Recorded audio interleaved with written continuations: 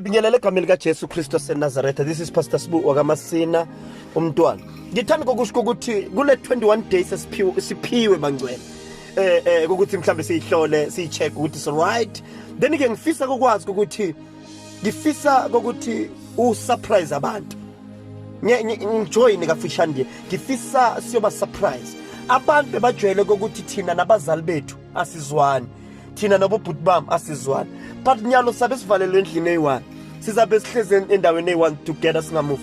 Why can't sihlale phansi sifixe ama issues ethu, sifixe ubudlelwane bethu, sikhuluma about our relationship thina sonke la ekhaya ukuthi guys kungise phambili singayenzana makungabe kumele abanye baxolise kwabanye, let's surprise them. Yayibona mos nakuphuma kulo 120 kulo 21 days nakaphela abantu basithole sinyuwana, basithole simndeni osemandleni, basithole simndeni all right nje. Nakungabe awenzi kahle, uyazi ukuthi mama wakho is not happy about your life, is not happy about your conduct, is not happy whatever uzenzayo, hlala naye phansi explainele ukuthi mama mina ngenza kanje, kunezinto engizenzayo but ngiya understand ukuthi awusiboni, mbeke kule page ocabanga ukuthi wena kamboni. Explain.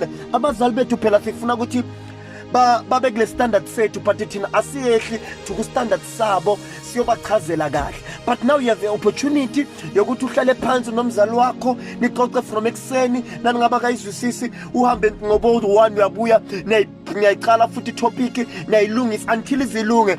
21 days mningi kakhulu.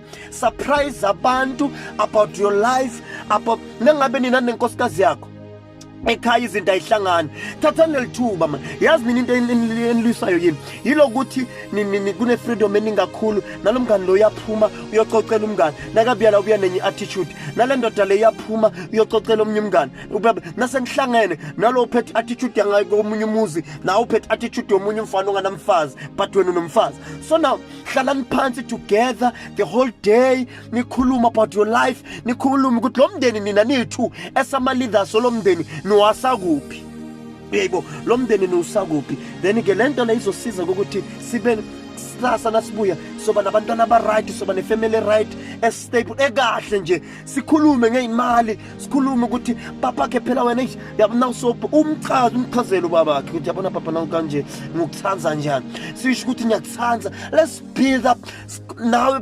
Ngiyazi ukuthi asihlala nabantwana bethu sesebenza sivele ebusuku sihambe kusenbalele sibuya sebalele but asithathele lithuba sibabuze ukuthi right iziphi izinto papa enifuna ukuthi azilungise, yabo nako kunkosikazi yakhe ubuza ukuthi mama kanti ufuna ukuthi ngilungise kuphi ukuthi kube right, nayasho ukuthi hayi papa nangalungisa 1-2.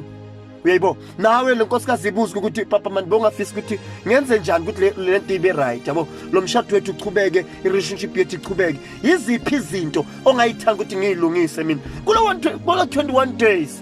Uyadifixa, ngiyadifixa. Asiba surprising.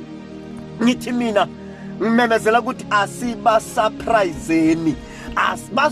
Bajwayele ukuthi vele thina sizwani, thina sikho right, asiba surprising. Asithi siphuma sithi Magza ni right no baba, asithi siphuma bamangala ukuthi lento isenze, yaba asithathe an advantage yalesi simo to fix impilo zethu.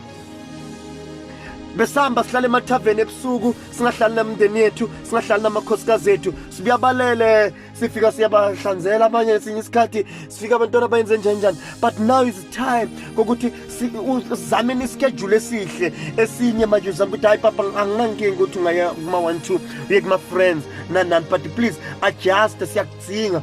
Buka kumnandi kanjani sihlezi sonke together. Nangabe kubukela i-TV, nangabe kufunda incwadi sifunda incwadi together. If mntwana wethu sicheck incwadi zakhe together. This thing is so powerful. Asiba surpriseni, angazi kubani but asiba surpriseni. We can do better. Singenza kahle bazalwane, singaba ngcono, impilo yethu ingaba ngcono. Ngime ku10 asiba surpriseni. Ngizosho ukuthi angithandazele umndeni wenu nomndeni wakini. Father, I pray ukuthi le mindeni ihlangane egameni lika Jesu Kristu waseNazaretha.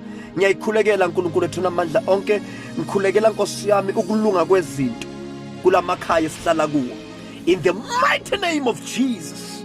Father, I thank you ngokuthi konke sekulungile.